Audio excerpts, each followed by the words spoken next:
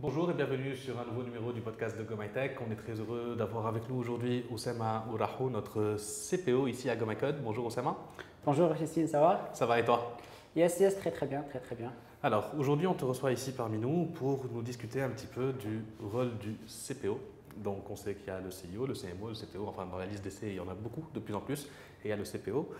Mais juste avant que tu nous expliques ce que c'est qu'un CPO, je souhaiterais moi avoir d'abord une petite idée sur ton parcours. Qu'est-ce qui fait que tu te sois retrouvé ici aujourd'hui à GoMyCode en tant que CPO, ce que tu as fait avant, etc. Ok, très bien. Du coup, je commence par me présenter. Oussama Ourahou, je suis marocain. J'ai un background d'ingénieur. Ça s'entend. Un background d'ingénieur, prépa, puis X à Paris, après un autre master aux Mines de Paris. J'avais donc au début, ma formation, mes premiers jobs même, c'était très focus technique. Donc j'ai bossé en tant que data scientist, j'ai bossé dans un labo de recherche en tant que chercheur. Donc là, c'était vraiment le côté scolaire et très scientifique. Et petit à petit, je me suis retrouvé aspiré par ce continent, on va dire. Aspiré par ce continent, j'ai rejoint la Banque mondiale sur l'équipe entrepreneuriat. Ça m'a permis de voir beaucoup les écosystèmes sur la région, mais aussi de voir les business models, un peu les difficultés, les gaps qu'on a sur ces secteurs que les entrepreneurs essaient de résoudre. Et en fait, là, le mix de techniques qui veut avoir de l'impact, tu te retrouves directement sur la casquette produit, que tu sois conscient, quoi. Donc, quelqu'un de technique qui est quand même drivé par l'impact final, en gros, pour moi, c'est la définition de base d'une personne produit avant d'arriver à comment elle a été définie sur des définitions plus scolaires ou plus à la Silicon Valley. Donc, c'est comme ça que je me suis retrouvé là-dedans. Donc, après la Banque mondiale, donc là, j'ai vu des entrepreneurs. J'ai vu que là où je pourrais avoir le plus d'impact, c'est en mixant le côté technique, le background technique avec une compréhension business et une compréhension de business et des vrais challenges de terrain. Et c'est là que j'ai commencé ma petite journée produit. J'en ai fait sur une boîte de hardware au Sénégal où on a essayé de lancer des imprimantes 3D. Ça, c'était bien marrant à faire. J'ai essayé de lancer une boîte en Tunisie d'ailleurs, en B2B FMCG, camion. Et là, j'étais encore une fois la personne produit. Et en fait, sur ces 2 fois, je me suis retrouvé par défaut. J'étais la personne qui pouvait parler aux développeurs, mais qui était sur terrain. Donc, j'ai pris la casquette, j'ai découvert ce que c'était, je l'ai fait. Et après, donc, par défaut, et du coup, je l'ai gardé, l'équipe a grandi et j'ai aussi appris sur le tas. Après, je rejoins Lori, une boîte beaucoup plus établie, Lori Systems au Kenya, où j'arrive en product lead avec une équipe beaucoup plus structurée. C'est une boîte en série B, avec quelques millions de dollars de chiffre d'affaires et encore quelques millions de levées de fonds, quelques dizaines de millions de levées de fonds. Et là, ça se fait encore une fois à plus grande échelle, avec des gens avec beaucoup plus de product. L'équipe, on avait 6 product managers, donc c'était beaucoup plus structuré sur des marchés encore un peu plus costauds, le Nigeria, le Kenya, l'Afrique du Sud. Voilà. Et début de cette année, je rejoins GoMyCode en tant que CPO, donc Chief Product Officer. Et justement, qu'est-ce qu'un CPO? Qu'est-ce qu'un CPO? Si tu devais le définir comme ça, En fait, je suis toujours en train de découvrir cette définition. Surtout, ça dépend beaucoup des startups. En fait, je dirais que ça ne dépend pas des startups, mais ça dépend beaucoup du stage de la boîte, de l'état de la boîte. D'accord. Donc, une boîte qui vient de se lancer, le CEO est en train par défaut il est le CPO, parce que c'est lui qui décide de son produit, de sa roadmap, c'est lui qui va sortir voir les utilisateurs et c'est lui qui va essayer de faire ses specs. Plus on grandit, plus le CEO va donner son bébé à une autre personne. Il va être plus stratégique, il va donner son bébé à une autre personne. Donc, je dirais le Chief Product Officer, il est responsable de la stratégie et de l'exécution sur le produit qu'une boîte est en train de produire ou de livrer à son utilisateur. Exemple, à GoMyCode, si on avait à définir le produit GoMyCode, c'est une formation, donc c'est du contenu éducatif, sur une plateforme tech, une plateforme des web apps. Donc le CPO, donc je suis en charge de la stratégie et de la roadmap. Donc qu'est-ce qu'on va faire next, what to do next comme nouveau parcours de formation, comme nouvelle fonctionnalité, comme nouvelle application qu'on va lancer, et de son exécution. Donc, how to make sure qu'une fois on a décidé ça serait quoi le prochain problème sur lequel qu'on va prendre, on se fait responsable de l'exécution. Et donc, Ça va passer par travailler avec les développeurs, faire les releases, l'adoption, le sales et faire tout le parcours. Donc là, si j'ai bien compris, au fait, tu me parlais aussi d'une vision stratégique en quelque sorte du CPO. Donc il doit être bien implémenté au sein d'un startup, au sein de l'entreprise, et il doit avoir affaire avec plusieurs départements, je suppose. Yes. Bah, en fait, pour les amateurs de foot, je pense que moi, j'aime beaucoup j'ai pris beaucoup de plaisir à être product manager parce qu'en fait, sur l'hiérarchie, il n'y a personne qui reporte à toi, mais tu es vraiment ce numéro 6 qui doit coordonner avec tout le monde. D'accord. Donc, en fait, tu vas passer du temps avec les sales, avec le marketing pour comprendre les besoins. Tu vas passer du temps avec les utilisateurs directement. Tu vas passer du temps avec les opérations pour comprendre un peu la machine, comment il est, où il est. Et tu vas finir sur du financier parce que finalement, ce que tu apportes, c'est de l'argent. Enfin, le end goal, tu as un bon produit. Un bon produit, c'est un produit qui apporte de la valeur que des utilisateurs adorent et adoptent, mais qui ramène aussi de l'argent à la boîte. Donc, ouais, en fait, même les développeurs, sans qu'ils reportent directement à toi, bah, tu te retrouves par défaut à pousser, mais sans… En gros, on te dit de pousser, mais tu n'as pas vraiment la manette, quoi. D'accord. Et là, un instant, tu parlais d'un bon produit. Mais c'est quoi un bon produit, en fait? Est-ce qu'il y a une définition à ça? Un bon produit. Bah, je pense qu'il n'y a pas beaucoup de bons produits. Dans le monde, en général? Bah, déjà, sur le continent, il n'y a pas de bons produits, malheureusement. D'accord. Enfin, c'est un bon débat qu'on pourrait voir pourquoi et qu'est-ce qui fait que les startups, on n'arrive pas à sortir de bons produits. Mais un bon produit, je pense que pour moi, c'est les deux axes. C'est un bon produit résout un vrai problème pour l'utilisateur. Et l'utilisateur, et en même temps, ça construit un modèle financier qui est viable pour la boîte. Pour moi, c'est les deux axes. Donc, c'est l'impact pour l'utilisateur, dans le sens vrai problème, qui change sa vie. Et de l'autre côté, bah, au fait, côté boîte, on a trouvé un modèle financier qui a du sens. Pour moi, c'est la responsabilité dans les deux cas du produit. Et tu penses que ça explique aussi un petit peu le problème qu'ont les startups africaines à rayonner à l'international, ça, le fait de trouver un bon produit?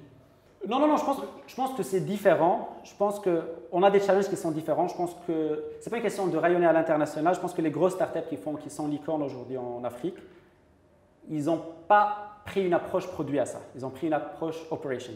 D'accord. C'est-à-dire qu'on va recruter beaucoup de gens et ces gens-là vont faire le travail qu'un produit qui marche très très bien fait.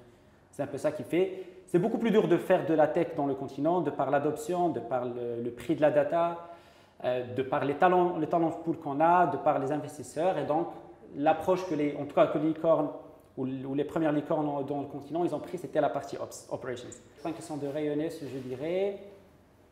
Mais qu'est-ce qu'il fait? En fait, qu'est-ce qu'il fait, c'est trouver un vrai problème. En fait, trouver un vrai problème, je pense que c'est facile de le faire sur le continent. On en a plein. C'est ça. Maintenant, savoir le résoudre, ce problème, et que ça soit financièrement viable.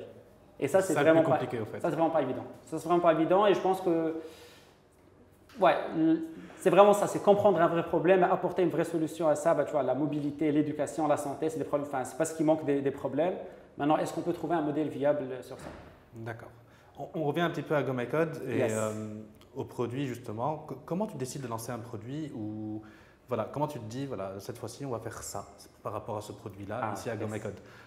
Est-ce que tu fais par du test et ensuite tu adaptes? Est-ce que tu as une étude ou en tout cas tu as une réflexion en amont et ensuite tu discutes? Voilà, comment ça se passe?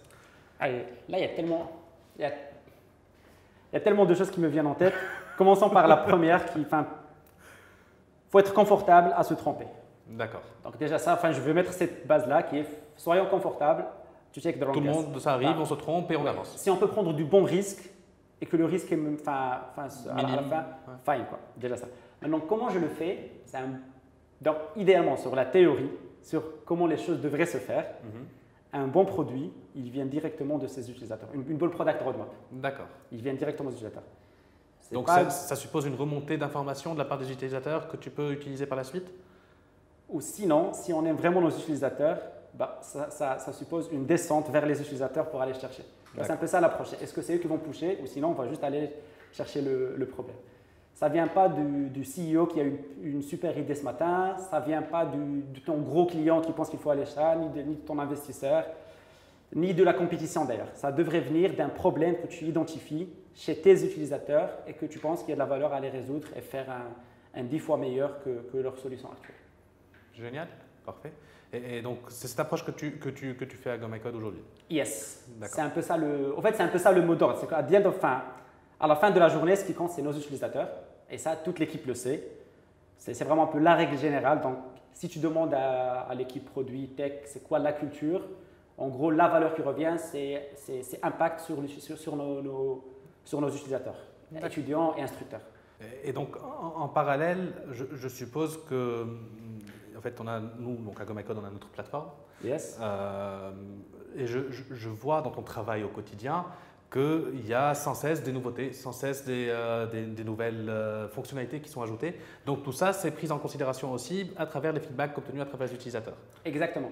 Donc, si j'ai un peu, peut-être que je vais prendre 2 minutes pour expliquer un tout petit peu un petit concept de produit, c'est que tu as le côté discovery et delivery. Enfin, c'est un peu comme ça qu'on divise le métier. D'accord. Donc, discovery, c'est toute la partie recherche où on va essayer de vraiment comprendre le problème, l'identifier, dire qu'il est prioritaire, on le choisit, et voici comment on pense apporter une solution.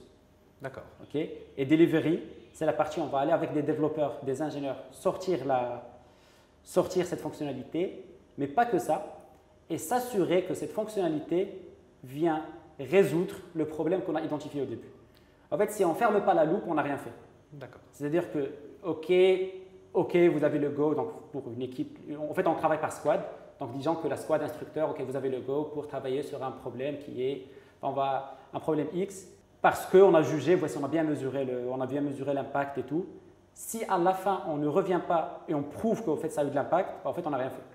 On est une machine où la loupe n'est pas fermée et on est juste en train de sortir des fonctionnalités un peu à random. D'accord. Alors, par rapport à ton expérience en Afrique, donc tu as bien, comme tu l'expliquais tout à l'heure, tu as découvert différents écosystèmes sur le continent.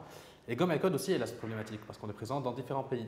Donc, je suppose qu'il y a différentes cultures, qu'il y a différentes approches, différentes attentes. Comment tu fais en tant que CPO pour pouvoir justement équilibrer et trouver le bon produit qui soit adapté au bon marché? Le bon produit au bon marché.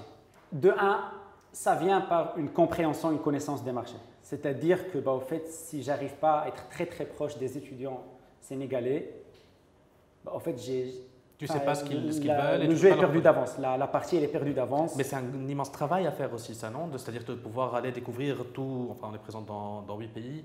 Aller voir dans les différents pays la culture de chacun, comment est-ce qu'il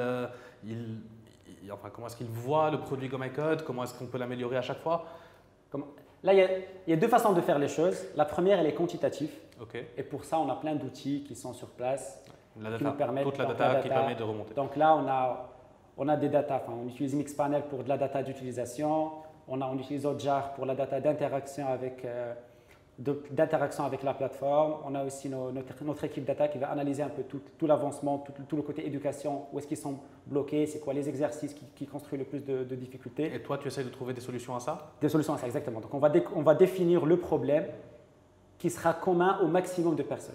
Donc, en fait, sur ma matrice, je vais toujours regarder la complexité et le nombre d'utilisateurs que ça impacte. Et après, tu as le côté qualitatif, et ça passe par une connaissance de marché. Il faut y aller, il faut parler tout le temps à tout le monde. Et limite, ça, c'est la partie la plus marrante, en fait, je dirais. Ce n'est pas la partie qui dérange. Dans l'équipe, quand je dis que c'est la journée user research, on a une journée par semaine où on va aller, soit on va faire des calls toute la journée, soit moi, je serai en déplacement sur un des espaces, ou sinon, 2-3 membres de l'équipe vont aller dans un espace. Ça, c'est la partie marrante. C'est la partie, en fait, c'est la partie instructive académique, dans le sens où tu vas et tu es juste surpris toute la journée. Parce que entre ce que tu pensais que les gens font, ce que tu penses que les gens pensent de ton produit et la réalité, en fait, tu es vraiment en train d'apprendre. En gros, la règle, c'est juste, en fait, on va se taire, on va juste écouter que… Et là, tu as vraiment de tout. Et en fait, c'est reality check. À la fin, si tu veux vraiment juger la qualité de ton travail, pour moi, c'est vraiment ça, une personne produit qui veut, est-ce qu'elle fait du bon travail ou pas. C'est pas si son manager lui pense qu'il a fait du bon travail, c'est vraiment, à la fin, quand tu sors voir l'utilisateur que tu as, qu'est-ce qu'il pense et comment il utilise ce que tu as sorti comme produit. D'accord. Justement, tu parlais un instant d'une équipe que tu gères, donc l'équipe Product. Est-ce qu'on manage différemment selon qu'on soit CPO, CMO, CTO? Est-ce qu'on manage différemment ces équipes? Est-ce qu'il y a une manière différente peut-être de… Je pense que la manière, elle dépend de la personne. Non, gérer une équipe produit, tu as déjà le fait que on croit beaucoup à l'agile. C'est un peu pour rentrer à la porte de l'équipe produit, je pense que Donc ça, en rentrant, tu sens l'approche, tu sens qu'il y a quand même des bases, des fondamentaux de l'agile qui sont appliqués. Donc pour toi, si tu devais recruter quelqu'un dans ton équipe product dans l'avenir, c'est que ce soit quelqu'un déjà d'agile, qu'il ait cette agilité Quitte à ne pas être agile il n'a pas de l'expérience avec des équipes vraiment agiles pour de vrai, et pas des fakes agiles qui finalement ne font pas ça. En fait, il y a des éléments dans la personnalité que tu peux sentir. C'est prendre l'initiative, c'est faire des hypothèses, c'est de pouvoir être confortable avec un changement de direction rapide s'il est justifié. C'est aussi d'être capable de voir que, en fait, on dit au marocain, c'est au fait, ok, fine, ton code, ce qu'on est en train de sortir, c'est minimum value for the user. Donc non, tu ne vas pas mettre 3 mois à perfectionner ton code. Enfin, ça n'a pas d'impact. Ce qu'on veut, c'est itérer rapidement et sortir le plus vite possible une valeur pour l'utilisateur qu'on va aller vérifier. D'accord. Et donc ça, exemple, il y a une release par équipe par mois. Et la fonctionnalité peut être aussi complexe qu'elle peut. On va essayer de la décortiquer, de mettre nos hypothèses et de sortir sur le premier mois la première version pour valider nos hypothèses. D'accord, tu parlais à l'instant de changement de direction et il fallait s'adapter très rapidement à ces changements. On voit dans de nombreuses startups qui lancent un produit, il ne marche pas, donc ils vont dans une direction bien déterminée. Et puis, ils décident de pivoter totalement et d'aller vers d'autres produits. Par expérience, qu'est-ce que d'abord, est-ce que tu penses que c'est quelque chose qui est utile, qui peut être utile pour les startups, premièrement, et est-ce que c'est facile de pouvoir pivoter si on ne fait pas preuve d'agilité? Pour moi, le souci avec pivoter, c'est est-ce que c'est pivoter en tâtonnant ou c'est pivoter avec on a fait des hypothèses, on a fait l'hypothèse que je sais pas. On a sorti une application mobile et l'hypothèse était que les étudiants vont utiliser une application mobile pour se connecter. Ça, si ça avéré faux, tout le monde, il est sur son laptop au fait. Ok, pivoter, on va sortir une web app. D'accord. Ou on pensait que les gens étaient prêts à payer pour des vidéos. Non, en fait, ils sont prêts à payer pour des heures en tutorat. Pourquoi? Parce qu'on a senti les en ligne, on a récolté de la data, on a eu très peu de traction. Et quand on a testé avec l'autre, on a fait plein d'exemples et on a validé le deuxième cas. Après, c'est pivot. Là où le produit peut être très très bon, c'est qu'au fait, ça peut se faire à un minimum de coûts. D'accord. Exemple, tu as une super nouvelle idée. Tu penses qu'il te faut 5 développeurs pour le faire. L'équipe marketing me vient avec une super idée. Franchement, les gars, encore une fois, je pense qu'elle va cartonner. Ok, fine. Faites une landing page, trouvez 100 personnes, appelez-les. Si 10 sont prêts à le faire, je vous fais votre application. On ne reparlera quand c'est fait. Et c'est à moindre coût. Et ce 10, tu parlais de 10 sur les 100, il y a des moyens de pouvoir quantifier auprès peut-être des utilisateurs si un produit peut être amené à marcher ou pas? La meilleure manière de le faire, c'est de mettre ces chiffres avant de commencer à construire. D'accord. Quand on est dans la phase, on cherche un problème. Okay. Donc en fait, ce qu'on fait quand on est en train de chercher un problème, on définit ce qu'on appelle des success metrics. C'est-à-dire, en fait, on va faire ces fonctionnalités et voici ce qu'on considère comme on a réussi ces fonctionnalités. En fait, c'est beaucoup plus facile de le faire avant de lancer qu'une fois que tu as déjà lancé, tu es en train de… Tu es sur plusieurs choses en même temps. Tu es en train de dire en vrai, tu es en train de faire du… Mais c'est difficile de se détacher de son produit parfois, non? C'est-à-dire que tu as l'idée du siècle, tu penses avoir l'idée du siècle, tu as envie de la lancer, tu ne penses peut-être pas à tous les autres paramètres autour et tu y tiens, même si tu sais que peut-être parfois tu fonces dans un mur. Même si le marché, même si le reality check est plus dur. Ben oui, non. Comme, je sais pas, tu as créé, je suppose, beaucoup de produits au cours de ta vie. Non, oui, je me suis trompé sur pas mal de produits, sur pas mal de Qu'est-ce qui a fait que tu te sois trompé? En fait, encore une fois, on prend des décisions alors qu'on n'a pas toutes les informations. C'est beaucoup plus facile de venir aujourd'hui et de dire que en fait, ce qu'il faut, c'est un réseau social, c'est lancer des réseaux sociaux qui vont marcher. Oui, super, mais là, on a beaucoup trop d'informations pour prendre la décision. Maintenant, on refait ce jeu alors qu'on a très très peu d'informations et on essaie de prendre. C'est pour ça qu'au début, j'ai parlé d'un risque qui est bon. Good risk, c'est que ok, on n'a pas toutes les informations, mais avec les informations qu'on a, avec les informations qu'on a aujourd'hui, on part dans quel pays, par exemple? Ce serait quoi le prochain pays pour GoMyCode? On peut se tromper sur le pays. Mais bien sûr que si tu as déjà fait l'expérience et que maintenant tu es implémenté dans le pays, c'est beaucoup plus facile de dire, au fait, c'était une mauvaise idée, que maintenant je te dis, allez, on prend quel… Maintenant, il faut juste essayer de valider ça avec un minimum de budget. En fait, quand on le fait, quand l'équipe elle est dans une approche agile où elle valide ses hypothèses rapidement, ça fait que sur une année, elle peut se foirer et tester 10 fois au lieu d'avoir un coup par an. Si je viens de dire le big next thing de l'équipe produit, c'est le track de blockchain, et que je mets 6 mois à le sortir et que je me trompe, c'est foutu. Bah, je perds ma crédibilité, l'équipe ne veut plus me suivre.